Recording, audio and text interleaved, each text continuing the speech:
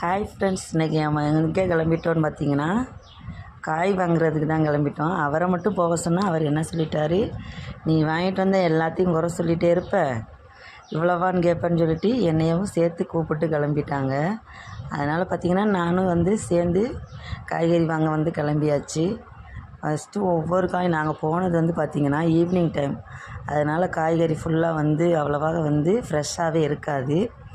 அதனால் என்ன பண்ணோம், நாங்கள் ஒவ்வொரு காய்கறி ஒவ்வொரு கடையிலையுமா வாங்கிட்டு லாஸ்ட்டாக பார்த்திங்கன்னா தம்பிக்கு மகிக்கு லஞ்ச் பேக் இல்லை, லஞ்ச் பேக் வாங்குறதுக்காக பேக்கு கடைக்கு போய் ஒரு லஞ்ச் பேக் மட்டும் வாங்கிட்டு கிளம்பிட்டு வீட்டுக்கு வந்துட்டோம். அப்புறம் பார்த்திங்கன்னா வாங்கின காய்கறியை ஃபுல்லாக ஒவ்வொன்றா எடுத்து வைக்க சொன்னால் எடுத்து வைக்க மாட்டேன்ட்டாங்க.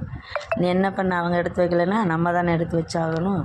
ஒவ்வொன்றா கொட்டி ஒவ்வொன்றா பிறகி எல்லாத்தையும் எடுத்து வச்சோம். பார்த்திங்கன்னா காய்கறி ஒவ்வொரு கடையிலையும் ஒவ்வொன்று வாங்கி பார்த்திங்கன்னா நிறைய காய்கறி வந்துருச்சு. ஏன்னா டெய்லியும் பசங்களுக்கு ஒவ்வொரு காய்கறி குழம்பு வச்சு காய் வச்சு விட்றதுனால 5 நாளைக்கு 7 நாளைக்கு 7 காய் வாங்கியாச்சு. வைக்கிறதுக்கு தனியாக குழம்புக்கும் வாங்கியாச்சு. பார்த்திங்கன்னா வெண்டிக்காய் எங்கள் ஊரில் பார்த்திங்கன்னா அரை கிலோ 20 ரூபாய்க்கு வாங்கினோம். அந்த மொச்சக்காயை பார்த்திங்கன்னா அப்படியே வச்சுட்டோன்னா நம்மளுக்கு புழு வர ஆரம்பிச்சிடும் அந்த கூடோடு வச்சிட்டோன்னா. அதனால் என்ன பண்ணிட்டோம், மொச்சக்காய் உரிக்க சொல்லியாச்சு. உரித்து வச்சிட்டோன்னா அது பாட்டில் இருக்கும். அப்புறம் எண்ணெய் இல்லை பருப்பு எல்லாமே வாங்கியாச்சு.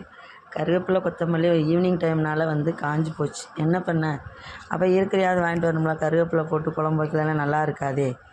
எவ்வளோ தான் குழம்பு வச்சாலும் அந்த கருவேப்பிலையை லாஸ்ட்டாக ஃபைனலாக போட்டு தாளித்தா தான் அந்த குழம்புக்கு டேஸ்ட்டே இருக்கும். நானும் பார்த்திங்கன்னா இந்த வெங்காயத்தை உரிச்சிட்டேன். இந்த வெங்காயத்தை உரிக்காமல் கூடோடு வச்சோன்னு பார்த்திங்கன்னா புழு வர ஆரம்பிச்சிடும். அதனால் வெங்காயத்தையும் உரித்து வச்சுட்டு எல்லாத்தையுமே ரெடி பண்ணி